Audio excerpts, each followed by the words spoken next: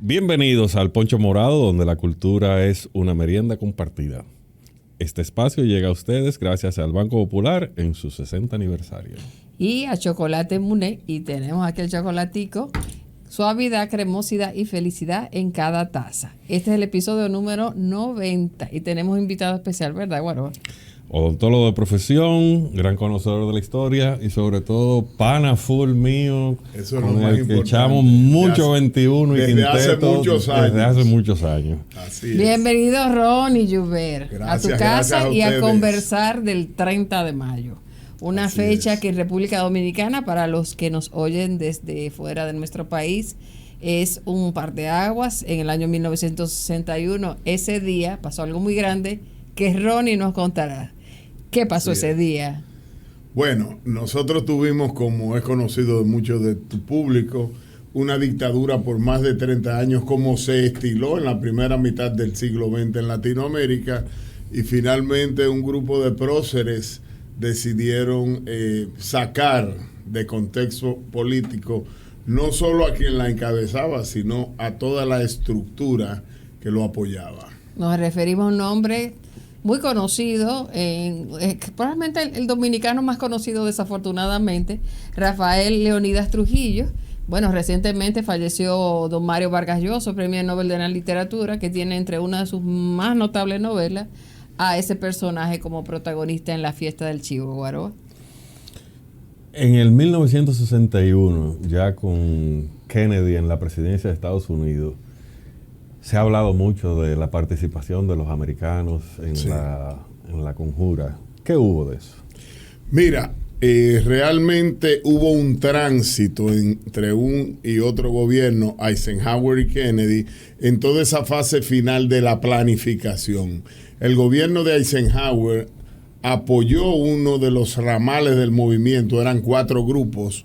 El grupo que se llamaba del señor X, que no era más que Gianni Vicini, ese empresario cañero que recién murió, junto con algunos otros de la oligarquía, como sus primos, don Henry Cabral, luego terminó don Robert también, y algunos otros más.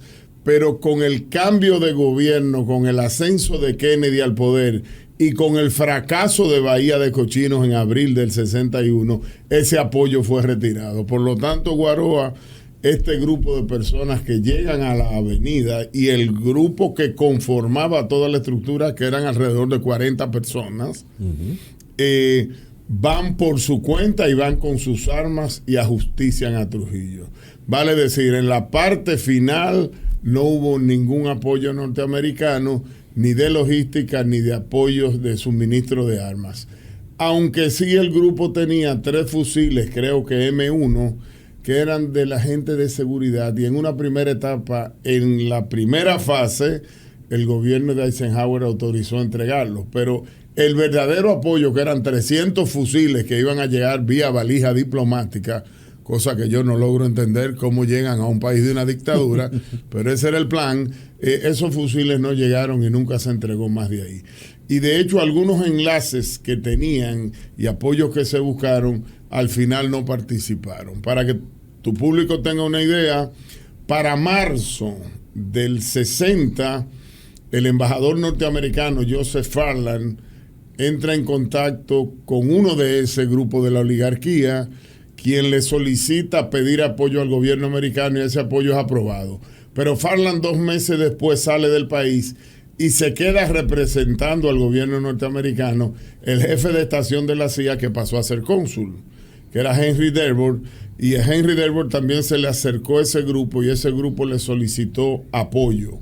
Pero Dearborn comentó que el vicecanciller de Estados Unidos le comentó que para poder haber un apoyo real de los norteamericanos había que desestabilizar el país. Y es de ahí de donde algún personaje que anda en la televisión, que yo no tengo el gusto de haberlo conocido solo en una ocasión, anda planteando unos cambios de fecha y diciendo que dos próceros nacionales, dentro de ellos el general Inver, fue que canalizó y catapultó el asesinato de las Mirabal para complacer a los americanos, porque ese general y Luis Jamiá Matío tenían contacto con Dearborn, lo cual no era verdad. Con el que tenía Dearborn contacto era con Andrés Freites Barrera, que era el gerente general de la ESO, que tenía su oficina arriba de una estación de gasolina de don Luis Jamiama, atrás de un restaurante que tú y yo fuimos en nuestra juventud, que era el Mario, en la Independencia. Claro. Y es por eso que al final, cuando Luis Jamiá Mateo se va a esconder a la casa de doña Josefina, cae primero en la casa de Freites y luego vuela a la verja y se pasa 6 meses escondido. De manera tal que hubo un acercamiento con el gobierno, hubo una aprobación del gobierno americano, luego se fue el embajador, porque como hubo la ruptura diplomática por el atentado contra Betancur en aquella reunión famosa de Costa Rica, toda Latinoamérica retiró el apoyo diplomático. Y Estados Unidos no se quedó atrás y también retiró su embajador. Y eso hizo que el plan cambiara. Entonces, la realidad es que el hecho del asesinato de la Mirabal sumó a todos los daños que durante 30 años se vinieron haciendo la dictadura, pero no es ni llega a ser por mucho el evento principal para desestabilizar, y mucho menos encabezado por el general Inver y por otros próceres dominicanos, que son gente seria, que se empantalonaron cuando se tenían que empantalonar. Claro. Y que yo creo que este país debería pensar antes de pasarle juicio y no que se ligero y a la deriva. Yo lo conocí. Era un hombre de temple. Era un hombre que no estaba en el programa de ir a la avenida. Recuérdate que se adelantó un día porque habían bajado 3 veces y habían montado toda la estrategia para la eliminación de Trujillo. ¿Quién era que estaba en Moca? O Tunti Cáceres, que era el chofer oficial del primer automóvil. Exacto. Y Don Tunti tenía 21 años. No vino porque esto se adelantó un día. Entonces Estrella Saladalá llamó, que eran íntimos amigos a don Antonio, y don Antonio se apersonó. Y dicho sea de paso, fue el que le dio el último tiro de frente. Se puso los pantalones. Hablemos de esa como noche, se lo puso Ronnie. en otras ocasiones también. Algunos años después, aunque la izquierda no esté de acuerdo, se lo puso en el 65. Así es. Cuando nadie quería coger el control, y cuando se le ofreció a un hombre serio de este país, don Antonio Guzmán Fernández, la fórmula Fernández, y por algunas condiciones que le propusieron, él no lo aceptó. Quien tomó las riendas del país en un momento difícil fue el general. Así es. Entonces ese hombre hay que respetarlo, bajo conocimiento de la historia, sin parcialismo. Así es. Sus hijos son mis amigos, como son amigos los del otro bando. Y como decía yo en un programa que te mandé grabado, tomo trago con los trujillistas y con los antitrujillistas. Claro, o sea, somos la generación ese es un valor que nosotros fomentamos en este espacio y familiarmente. O sea, nosotros como generación crecimos oyendo estas historias, porque tú tampoco estabas... no, yo nací después. Todos nacimos después del 61. Después. Y ese rescate de mantener la amistad, independientemente de nadie, de la historia familiar, uno le hereda, puede estar en desacuerdo, puede simplemente tener la solidaridad con un padre que hizo quizás lo que el hijo no haría si le tocara, pero aquí lo importante es conocer la verdad, sobre todo porque estuvo muchos años lejos de los libros de texto de las escuelas. Pero hablemos de esa noche, porque todo pasó, como tú dices, un miércoles. No. Mira, se estructuraron 4 grupos por separado. Okay. El grupo de Moca, encabezado por don Antonio de la Maza. El grupo de Santiago, encabezado por Estrella Sadalá, don Salvador. El grupo de la capital, encabezado por el general retirado en ese momento, Juan Tomás Díaz, el abuelo de Roby García, que tú lo conoces, y otros amigos más. Y el grupo de la capital o de la oligarquía, encabezado por Gianni Vicini. Durante 2 o 3 años esa gente estuvo estructurando por su lado cómo lograr eliminar a Trujillo. Se planificó volar una verja en la Máximo Gómez, por donde él pasaba caminando. Se planificó un atentado en la casa de una querida que vivía al lado de una cancha de basquetbol que tú y yo jugábamos en la Abraham Lincoln. Y se planificaron algunas cosas más. Y finalmente se estructuró la eliminación física en la avenida a través de persecuciones en automóviles. Inicialmente, Angélica, el plan era bajar en 3 automóviles con 9 personas, un piloto y 2 personas a mano derecha, uno en cada puerta, delantera y trasera, con capacidad de fuego. Y dentro de eso se armó un plan de ubicar esos 3 carros estratégicamente en la avenida para perseguirlo, y si se le escapaba el primer automóvil, bloquearlo con el segundo, y si lograba escaparlo, bloquearlo con un tercero. Se bajó en 3 ocasiones a la avenida y se montó todo el plan, y Trujillo en una se fue por una vía que no era el malecón, en la otra se fue por esa misma vía y luego empalmó el malecón un poco más allá de donde estaban, y el tercer miércoles de mayo tenía trastornos gastrointestinales importantes y no pudo ir. De eso tengo yo datos y constancias seguras, e incluso quien se devuelve de Nueva York y lo dice en la televisión, y ahí están sus videos. Y el cuarto día o la cuarta semana que se tenía planificado para volver de nuevo a la avenida, el miércoles, Trujillo tiene una serie de contratiempos en la mañana y en la tarde, va 2 veces a la base aérea de San Isidro y estaba bastante incómodo y decidió de golpe y porrazo acelerar el viaje. Por lo tanto, parte el martes 30 a San Cristóbal a eso de las 7, 8 de la noche con 1 hora de atraso, porque en la tarde volvió por segunda vez a San Isidro y se le atrasó el viaje, y esta gente se entera a eso de las 5 de la tarde por una llamada de don Miguel Ángel Báez Díaz, que no era el que estaba llamado a avisar, sino era Teniente Amado García Guerrero. Pero resulta que ese día Teniente Amado García Guerrero estaba libre porque era militar de la escolta diurna de Trujillo. Y entonces quien se pasa el día completo, básicamente completo con Trujillo, es don Miguel Ángel. Y don Miguel Ángel advierte que hay unos cambios de opinión de él y que él se viste como estilaba vestirse para ir a San Cristóbal, con un traje verde aceituna, verde oliva, vestido de generalísimo. Y don Miguel Ángel llama a don Antonio, y don Antonio se da cuenta que ese es el día y aceleran el plan. Y es por eso, Angélica, que no bajan 3 carros con 9 personas, 1 y 2, sino que por el nerviosismo y por la velocidad de la estructuración del plan a última hora, se van en el primer automóvil 4 personas, en el segundo automóvil 2 personas y en el tercer automóvil 1 persona. Lo cual es un error garrafal, porque una gente manejando un automóvil no tiene capacidad de fuego. Pero eso hay que perdonárselo a los próceres, porque bajaron y cumplieron su función. El primer automóvil va manejado por don Antonio Inver Barrera. De copiloto va Antonio de la Maza, con una escopeta recortada que no aportó la embajada americana, la aportó otra persona. Atrás va el campeón nacional de tiros, 2 años consecutivos, Teniente Amado García Guerrero, y don Salvador Estrella, por esa cosa del destino, se monta detrás del piloto, que técnicamente es un error. No le estoy pasando juicio a don Salvador y mucho menos a su hijo Luigi, que somos amigos. Pero es un error porque desde esa puerta no hay capacidad de fuego y se le suma peso al automóvil y eso hace que el automóvil se desplace con menos facilidad.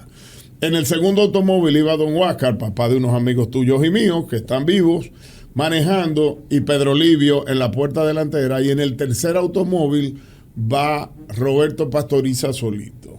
El primer automóvil con estas 4 personas se parquea en el carril sur de la avenida frente al Teatro Guiluz, viendo a la ciudad, para cuando Trujillo pase, no dé la sensación que lo están esperando. Claro. Pero justamente Angélica estaba en una curva donde ellos se montaban, daban la vuelta en U y le caían. Un poco más allá de la feria ganadera, donde ya se acababa la iluminación de la carretera, estaban don Huáscar y Pedro Livio, y 1 kilómetro un poco más allá estaba don Fifí Pastoriza o Roberto Pastoriza, ubicado solo. Y el único carro que estaba apuntando a San Cristóbal era el tercero. Entonces, él pasa, y cuando pasa por ahí, estas 4 personas están afuera, iban y se ponían a fumar. Cuando él pasa, lo identifican, se montan en el auto, don Antonio toma el volante, Don Antonio de la Maza toma la escopeta, se monta adelante, Teniente Amado va con un revólver y Salvador iba con un arma que inicialmente no tiró porque no había capacidad de fuego de ese lado. Dan la vuelta y comienzan a perseguirlo. Tenían calculado, Guaroa, tú que eres ingeniero y arquitecto, hasta la velocidad que iban a ir, cuántos metros y en qué tiempo iban a estar paralelo a él. Hasta eso lo practicaron. ¿Qué edad tenía el más viejo de ellos? Bueno, de los que fueron a la avenida, creo que era don Pedro Livio, tenía 40 y pico, pero el más viejo del grupo era Modesto Díaz, que creo que tenía 60, si no me falla la memoria. Pero Tunti tenía 21 años. Sí, por eso te preguntaba. Era un grupo muy heterogéneo. Le caen detrás con la idea de cuando lo alcanzara se iba a dar un cambio de luces para advertir al segundo carro de que son ellos que vienen y estén listos para bloquear.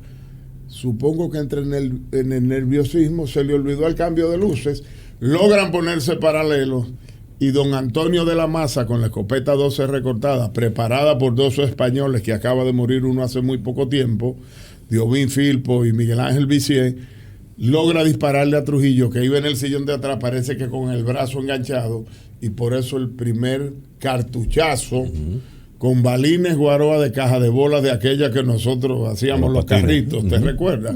Eso es para matar elefantes o animales mayores. Le da el primer tiro. Teniente Amado logra tirar un próximo tiro y Zacarías de la Cruz, guardia al fin, frena de golpe y hace que el carro de los ajusticiadores pasen, dan la vuelta y vienen por el carril contrario y se montan de frente. A todo esto solo llega este carro porque los otros no están advertidos por el cambio de luces.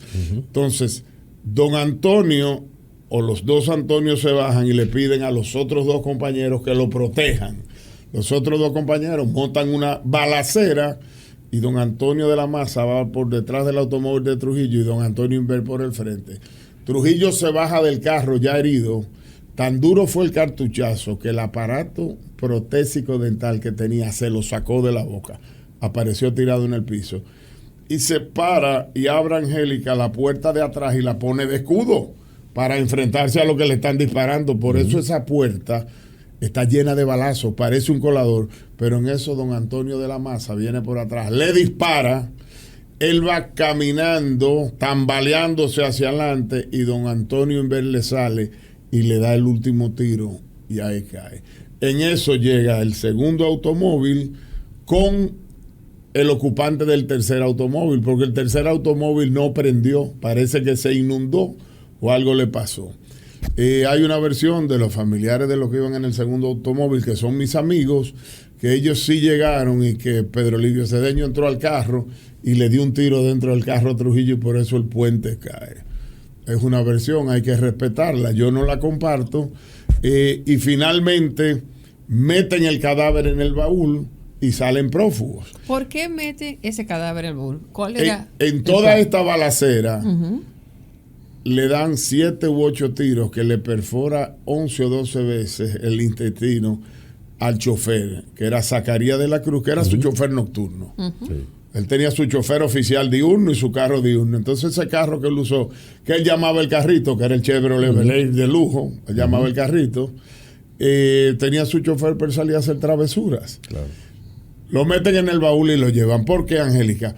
Porque el segundo grupo, que era el que iba a dar el golpe de Estado, o uno de ellos, puntualmente, don Pupo Román, que era el jefe de las Fuerzas Armadas, dijo que solo accionaba en una segunda acción cuando viera el cadáver. Entonces suben a una casa que está en la calle de la Embajada Americana, a la casa de Horacio Mejía, judoka del Club Naco. ¿Te recuerdas de Horacio? Que era la casa donde vivía don Juan Tomás Díaz, el general, que era la cabeza del grupo de la capital. Esa casa que era del abuelo de Horacio, Trujillo se la había quitado y se la había asignado a don Juan Tomás. Entonces suben a esa casa, Angélica, que yo conocí, estuve en el garaje, muchachos, donde metieron el cadáver. Y ahí es donde encuentran el cadáver. La segunda vez que vuelve la gente del CIN a la casa de Juan Tomás. Ya el gobierno estaba advertido. Un mes antes, el gobernador de Santiago, Hungría, le había mandado a Johnny Aves un reporte con las personas que él entendía que estaban y lo tenían bastante seguidos de cerca. ¿Qué pasa? Que se supone que llegaban los 3 autos ahí, venían los del otro grupo, veían el cadáver y accionaban. ¿Qué pasó?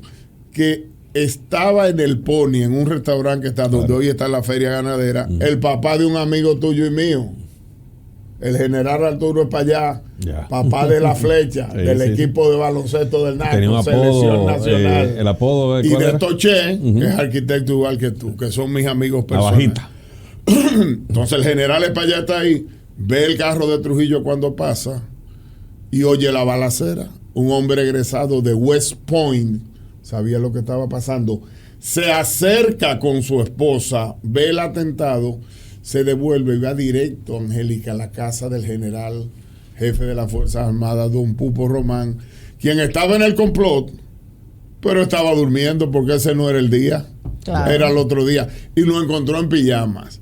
Cuando lo ve, le dice, mira, está pasando esto, quedan de reunirse en la avenida. El general Espaillat, papá de nuestros amigos, va a su casa a dejar a doña Ligia, mamá de nuestros amigos, y no se encuentran en el malecón. Entonces don Pupo Román se va a donde hoy está la Marina, que era el campamento, creo que 5 de diciembre, donde estaba la jefatura en Sanssouci, del ejército. Y don Pupo va ahí, y de ahí llama al palacio, y le dice a Balaguer que él está ahí, y que Balaguer y Negro se desplacen hasta allá para negociar.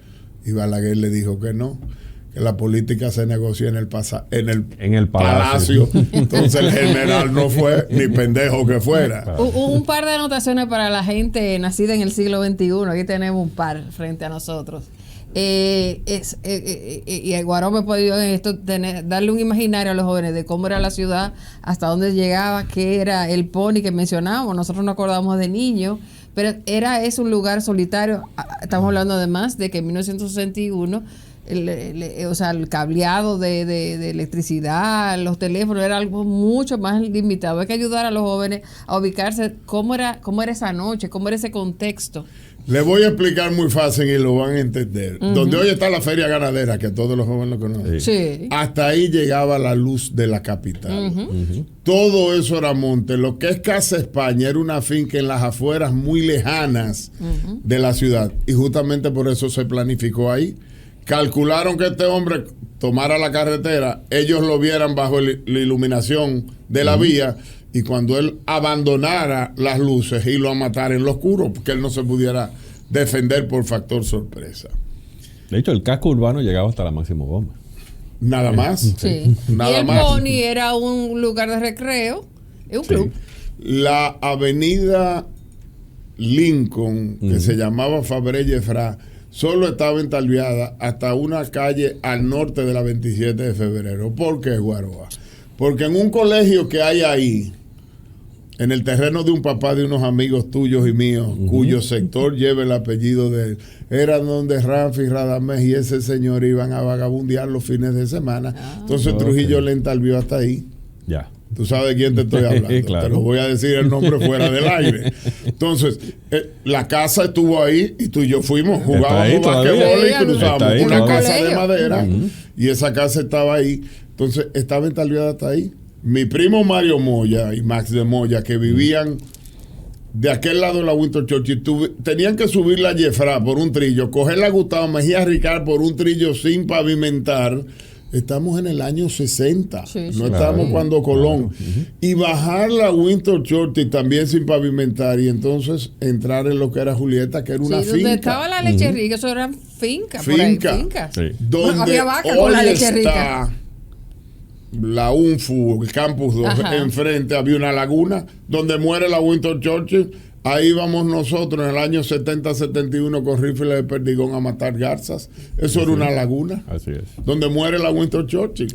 Hoy está la UNFU ahí justo atrás. Pero antes de pasar al día del evento y lo que pasó después y el fallo de la fase siguiente, me gustaría que contaras lo que dicen que Trujillo todas las noches iba donde su hija Angelita y había... O sea, era un día normal.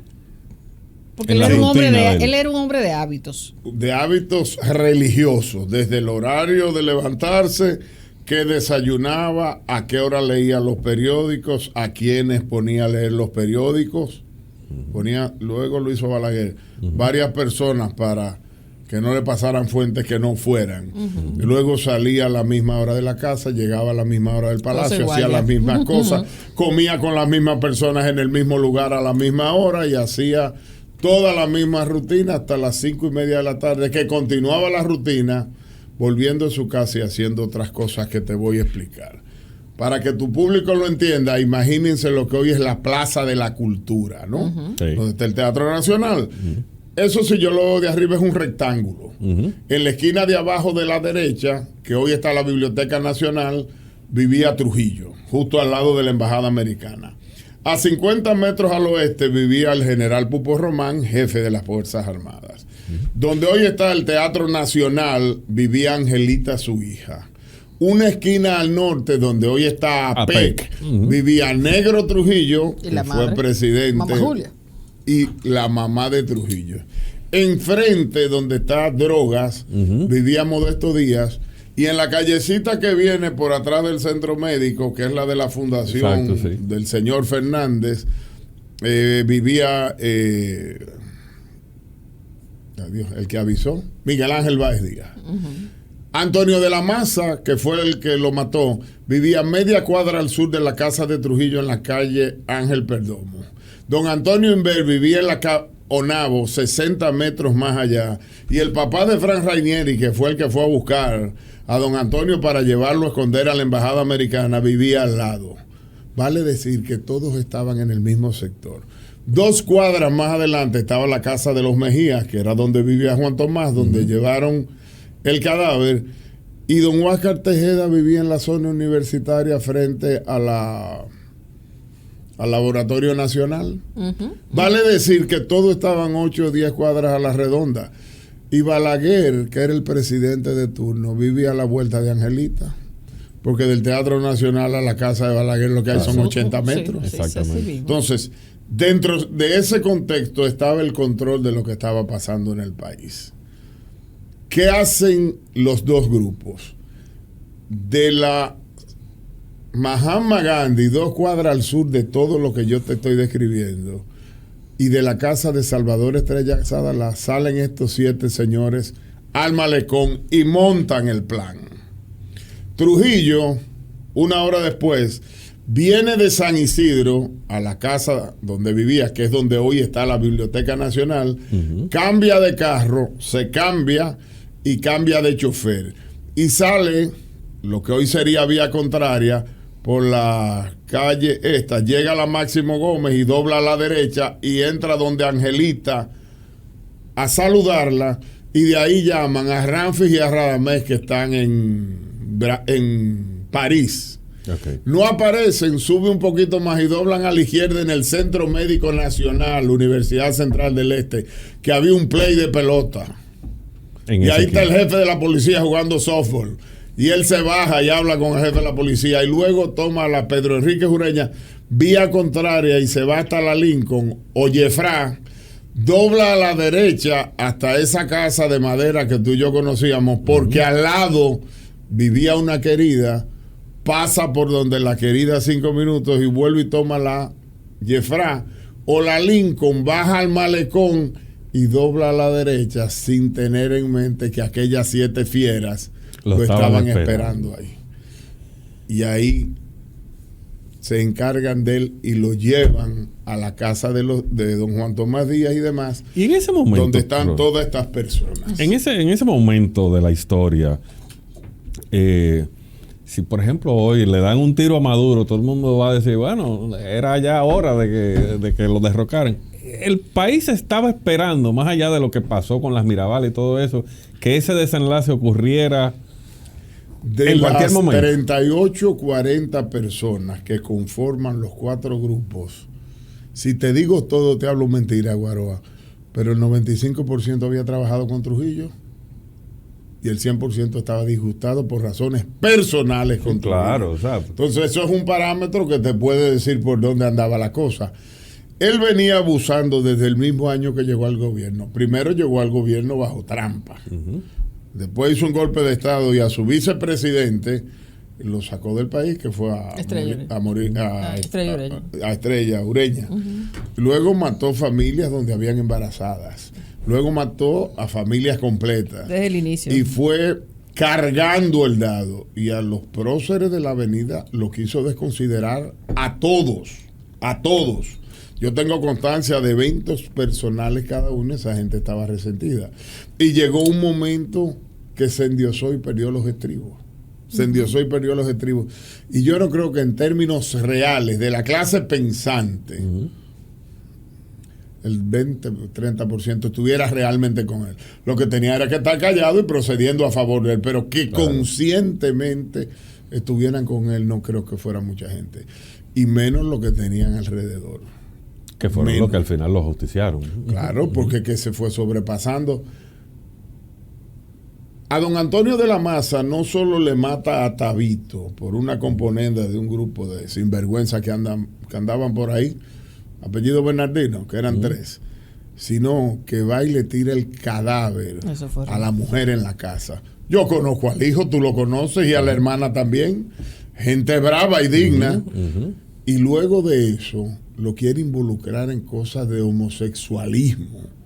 O sea, no es que tú me mates un familiar, es que ya con el hombre muerto también tú me quieres vender.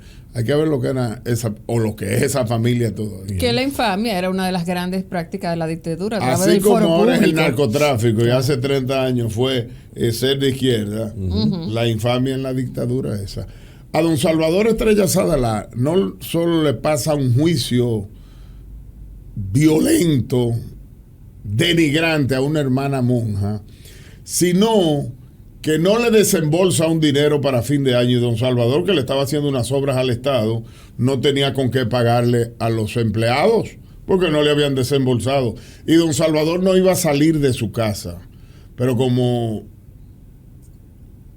el general Inver, que no era general en ese momento, era íntimo amigo de él, le dice: Salvador, vamos a hacer el 31 en mi casa.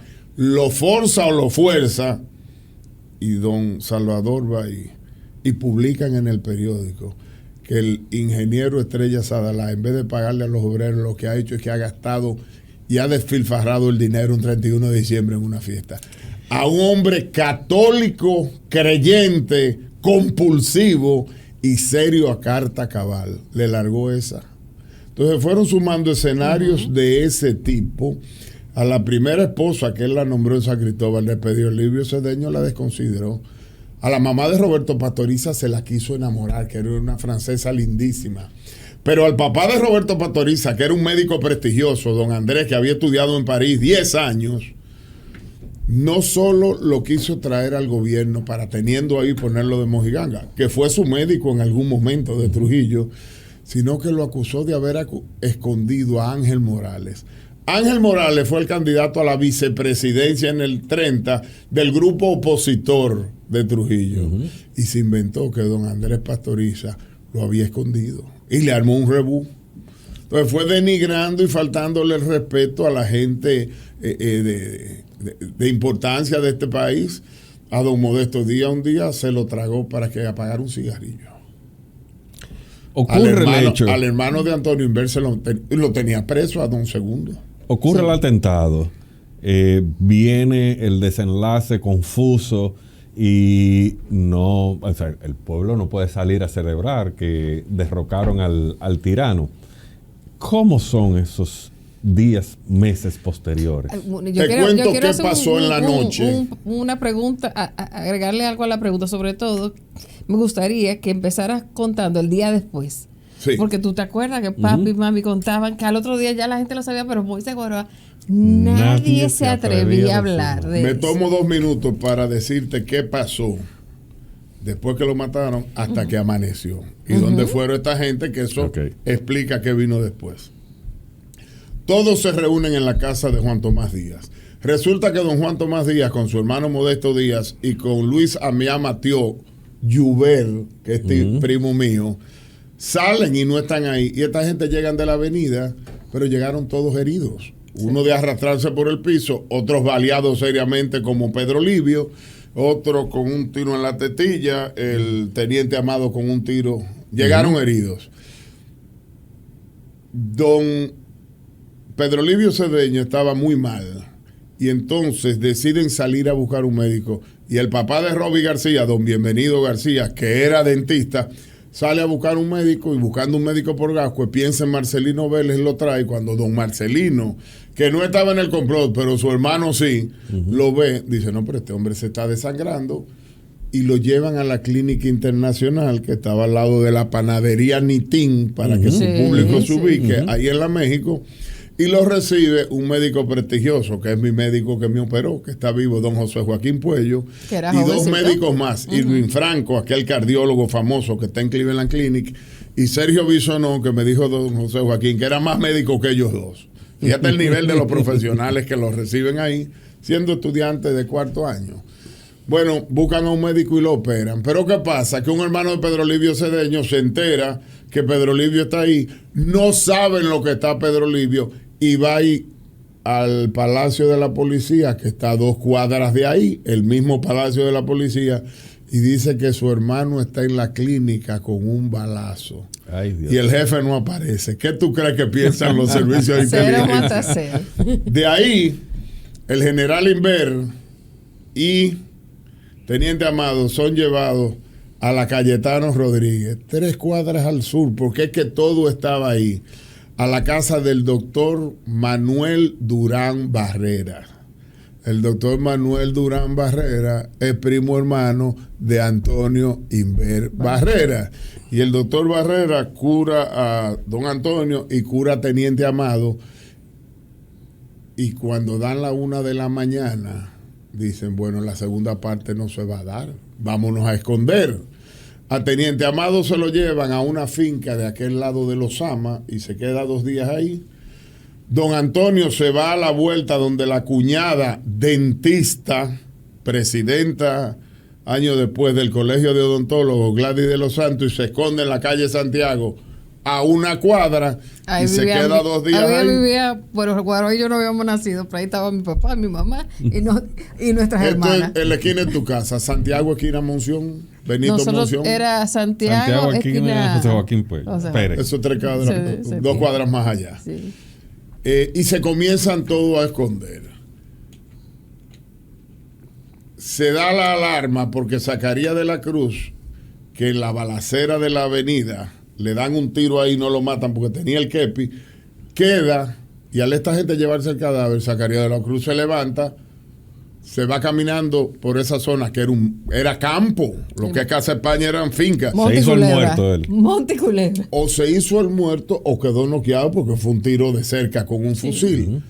Se levanta y unos campesinos lo ayudan y militar al fin lo mandan al Marión. Cuando llega al Marión, llama al marido de Angelita a la casa donde hoy está el Teatro Nacional y prenden las alarmas.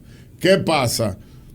Que los servicios de seguridad bajan al malecón y encuentran los dientes de Trujillo. Ya el tipo no está herido, porque un tiro que le saca los dientes a alguien de la boca no es para rasgarlo ni para herirlo, es para matarlo.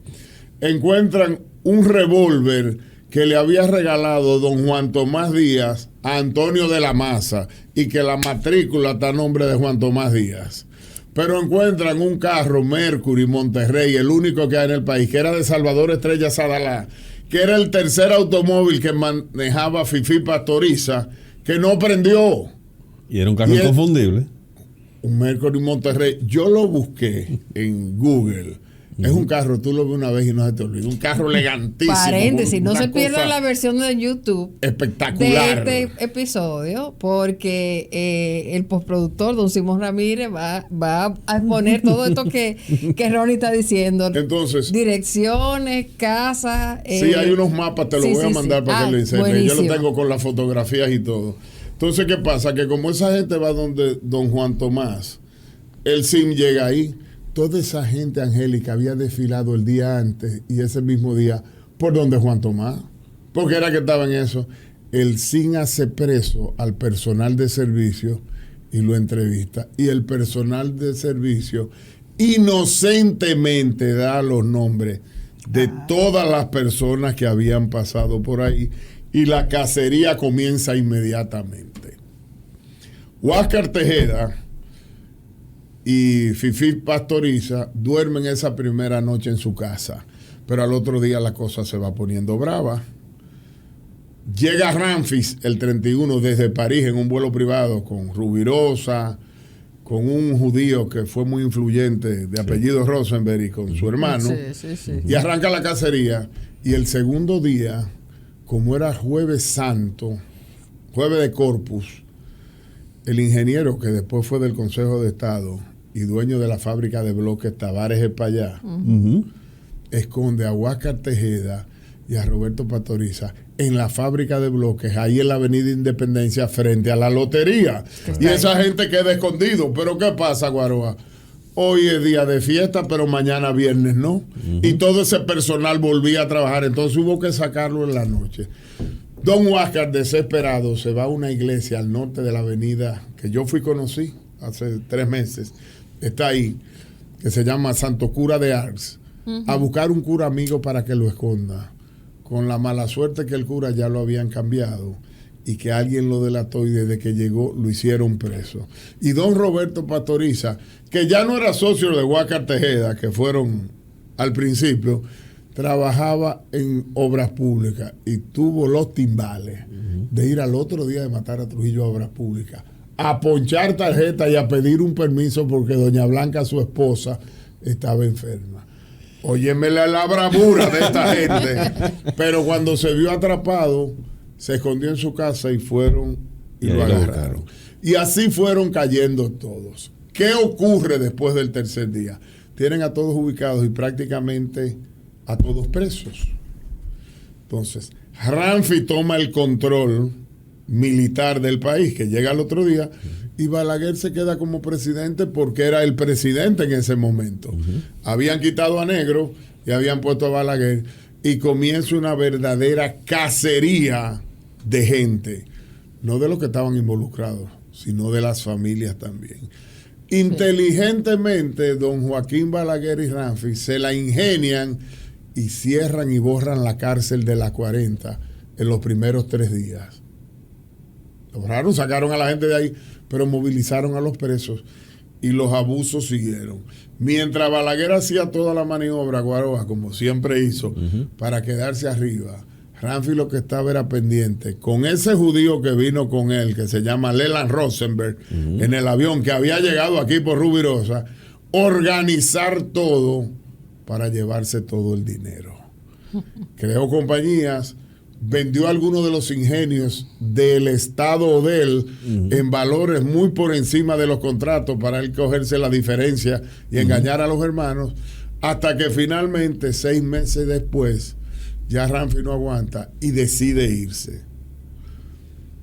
El jueves en la noche del 16 de noviembre, Ramfi va escondido, viviendo en Boca Chica, en el Club Náutico, a la iglesia que está ahí, y se puede ir, y tuve la oportunidad de conocerla, a sacar el cadáver del papá. Lo lleva al puerto de Andrés Boca Chica, donde estaba parado el Angelita, montan el cadáver de Trujillo, y al otro día, viernes en la tarde, despachan el Angelita con la tripulación, que la cambian en la mañana para que no advierta lo que pasó en la noche. Fíjate si la gente pensaba. Y con un matrimonio y los hijos, amigos de nosotros, cuyo nombre me reservo, y el yate Angelita sale rumbo a Cannes, en Francia. Nosotros el viernes 17 en la tarde.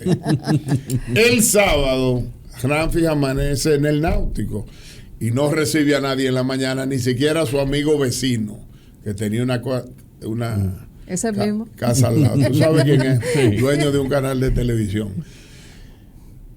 Y le hace creer a la oficialía mayor que va a haber una reunión en San Isidro en la tarde para retardar y organizar su fuga. Manda a parquear en el río Jaina la fragata Presidente Trujillo de este lado del río a las 10 de la mañana. Y a las 4 de la tarde se va a Nigua, a San Gregorio de Nigua, que es un lugar que está un chin más allá de Jaina y más para acá de San Cristóbal, a Hacienda María, que era una casa de fin de semana de Trujillo, donde ya le habían traído de la Victoria a 6 de los involucrados en aquel momento: Roberto Pastoriza, Huáscar Tejeda, Tunti Cáceres, Modesto Díaz, Salvador Estrella Sadalá y alguien más, ahora se me olvida. Y esa gente está en Hacienda María. los mata a todos con el revólver de su papá, con la orden para el capitán del barco de que lo mudara de la riviera este del río a la riviera oeste a las 5 de la tarde. Y desde San Gregorio de Nigua, por el interior, por los cañaverales, llega al río Jaina, se monta en la fragata Presidente Trujillo, va a Guadalupe, que era posición francesa, sí, y de ahí se va con 8 personas que los acompañan a Francia y jamás volvió. Y eso fue lo que pasó. Y en esos 6 meses, Johnny Aves, ¿qué pinta? Johnny Aves, inteligentemente, Balaguer, que era su enemigo, lo saca de circulación. Pero por supuesto, las primeras semanas estuvo aquí haciendo travesuras importantes. Para que tú sepas una de ellas, a don Pupo Román le cosió los párpados y lo tuvo 5 días viendo un bombillo. A otro papá de un amigo de nosotros, que no lo voy a decir por ética personal, le sacó todos los dientes sin anestesia. Dios. Y a otros le daban unos golpes eléctricos que se hacían pupú en la ropa. Lo voy a decir porque él lo contaba y es papá de un amigo tuyo y mío y es mi cirujano dental. El papá de Julio Escoto, don Julio Escoto, cuenta que le daban pelas y le ponían los bastones. ¿Se puede decir mala palabra aquí? Sí, y no se hacía pupú. Se cagaba porque todos los esfínteres se le aflojaban. Antes de eso le daban media hora de palos de ablandamiento y después de eso lo sentaban en la silla eléctrica. Esto que te estoy contando, don Julio no solo lo dijo en la televisión, me lo contó personalmente a mí. A todo esto se asumía que esa gente estaba metido en el proyecto, pero no había constancia firme, o sea que no estaban acusados. Pues le daban esas pelas para hacer travesuras como esas. Bueno, o hay una señora que el nombre todo el mundo sabe quién es, pero yo por respeto a mi suegra, porque es amiga, no lo voy a mencionar, que le hicieron desnudar delante de todo lo del 14 de julio. Y esa señora se desnudó y todavía hace el cuento, porque ella dice que tiene dignidad. Eso fue los juegos que hizo esa gente. Bueno, en memoria de un cortesano, Balaguer, la descripción que hace de Johnny Aves, que coinciden en una sala de espera delante del despacho del presidente, Balaguer dice que el tipo estaba leyendo un libro de torturas asiáticos, que él le dio grima de ver a ese señor leyendo. Yo te conté 3 o 4 cosas lo que hacía que se pueden contar en la televisión. Hay cosas que no son contables en la televisión. Pero es importante que la digamos y que sepamos la crueldad, que fue una crueldad que duró toda la tiranía desde sus inicios y que en ese año 61 con mucha ferocidad Rafi Trujillo continuó y con el propósito de venganza, pero además de hurto, porque se llevó patrimonio dominicano en esos barcos que además eran dominicanos también. De modo que, para terminar, Ronnie, me gustaría, si tú tienes alguna otra pregunta antes de yo terminar. Sí, me gustaría, antes de terminar, creo que no vale la pena seguir abundando sobre las infamias que se quisieron pretender con don Robert Reed Cabral, muy injustas. Pero también se ha hablado mucho y quizás hasta mal del rol de Pupo Román. Ay, sí. Es bueno aclararlo. ¿Qué podemos aclarar en torno a...? Mira, yo soy amigo personal y dentista de la descendencia de Pupo Román. Yo soy amigo. Pero lo también. que tú lo conoces, sí, son claro. Amigos nuestros.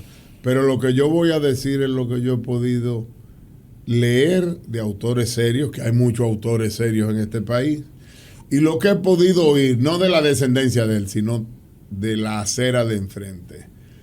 El pobre don Pupo, que se metió en eso, que yo no me hubiera metido, porque si tú estás arriba no te vas a meter en problemas. Si tú eres jefe de la Fuerza Armada, estás casada con una sobrina de Luis Abinader, ¿te vas a meter en un movimiento contra el presidente? Eso nada más lo hace un hombre serio y de valor. Se metió en eso y le ha caído el agua caliente de los dos lados. Primero porque él era parte del segundo movimiento, del golpe de Estado. Él fue que dijo que quería ver el cadáver para accionar. No lo pudo ver por lo que conté. Pero del otro lado, él estaba emparentado con los Trujillo. Entonces los Trujillos lo acusaron de antifamiliar, no solo de antitrujillista, sino... Y lo sacaron. La descendencia se salvó porque Negro Petán, no recuerdo cuál de los dos, recibió la visita de la mamá de ellos, de la mujer, que era descendiente de Trujillo, y le dijo, me van a matar a mis hijos, y cogió pena y se los mandó a Miami. Que de hecho, la hija Sabrina escribió un libro muy bonito, muy bueno. Mis lágrimas saben amar o algo así. Hay que leerlo. Entonces lo acusaron de los dos lados, pero viéndolo a distancia, Guaroa, si tú estás cómodo y te metes en un proyecto de esa magnitud, como dice el general Soto Jiménez, nada más pensar en meterte en un proyecto era un problema. Claro. Y este hombre se Él dio el paso al frente. Entonces yo creo que y quedó hay que tener cruzado. consideración y tacto con los juicios que se hacen. Yo no estoy en pro ni en contra. Yo te estoy diciendo que si yo soy jefe de la Fuerza Armada y estoy casado con una sobrina de Luis Abinader, yo no me meto en un rebú de esa envergadura. Así es. Probablemente, aunque se ha dicho que Trujillo lo trataba despectivamente a Don Pupo, de ese grupo el que menos había agredido era Don Pupo. Tal vez el que menos razón tenía para meterse. Y se metió y no se echó para atrás. Fíjate que aparece en el campamento 5 de diciembre en San Susi. Yo me hubiera montado en un barco y salgo huyendo. Tú mencionaste el rol de... Entonces creo que hay que tener tacto cuando se habla de eso. El rol de Ramfis luego del hecho. De no haber ocurrido el ajusticiamiento, ¿habían condiciones para que sus descendientes continuaran? No. Por varias razones. De los 5 puntos de negociación con los americanos para que quitaran la sanción, era que todos lo limpiaran de los trujillistas. Ya. Fíjate que en el plan del golpe de Estado estaba matar a todos los trujillistas y sacarlo del país. Iban a sacar a las mujeres, pero a las cabezas lo iban a matar. No creo que ninguno de la descendencia tuviera la 10ª parte de la talla que tenía el papá. Que querramos o no, era un hombre... Sí. Hizo el país. Anoche le oí decir en un programa a don Roberto Casá, que él dice que sigue siendo socialista, que Trujillo es quien desarrolla el capitalismo en la República Dominicana. Yo lo oí ese programa. Un historiador de esa envergadura hay que ponerle atención, un hombre serio. Construyó, esto era una aldea, Guaroa, y pasó a ser, que le tocó por el desarrollo del mundo. Bueno, pero le tocó a él. Y aparte de eso era un hombre contemple. Yo no creo que los otros descendientes, ninguno, pero ni joven, directos ni colaterales, exacto, ni los hermanos no tenían las condiciones, los hijos tampoco, ni los parientes eran militares por señalamiento, no, claro. No por haber hecho una carrera militar. Claro. El que era militar formado era Don Pupo. Exacto. Juan Tomás Díaz, que entraron juntos, pero los otros eran Amado, teniente Guaroa, coronel, Ronnie, teniente. Y aparte de eso no sabían política, siempre estuvieron debajo de la sombra de las ocurrencias del otro. El que sabía política era el chiquito de la Máximo Gómez. Exactamente. Fíjate que después se tiró 25 años más y estando en la oposición había que ir allá a hablar con él. Ese sí sabía política, pero yo que no sé política me atrevo a decirte que no tenían don para manejar un país, y menos en ese momento, Angélica, donde estaban tumbando la dictadura y había que hacer un tránsito a la democracia. No tenían preparación para eso. Ojalá yo equivocarme, pero no creo que... Y el fenómeno Cuba, que era muy reciente y muy... Cuba y no olvidemos Roja algo. Pinilla, el de Colombia, Pérez Jiménez, habían tumbado a todos. Se quedó Stroessner de milagro. Y no olvidemos que en ese año, en 1961, inicia la Guerra Fría. Entonces sí, Trujillo tenía sus días contados.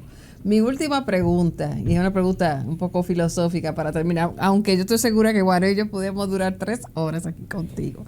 Y espero que sea la primera de varias, porque hay varios temas históricos que me gustaría que conversáramos por aquí.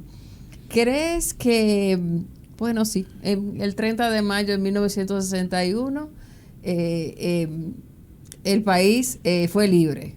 Rafael Trujillo Molina cayó, pero ¿cómo tú quisieras concluir el programa diciendo cómo sacamos ese Trujillito que todos los dominicanos tenemos aquí dentro y que a veces nos sale? No te estoy evadiendo la respuesta. Tal vez sea lo más serio que yo te diga en la tarde de hoy.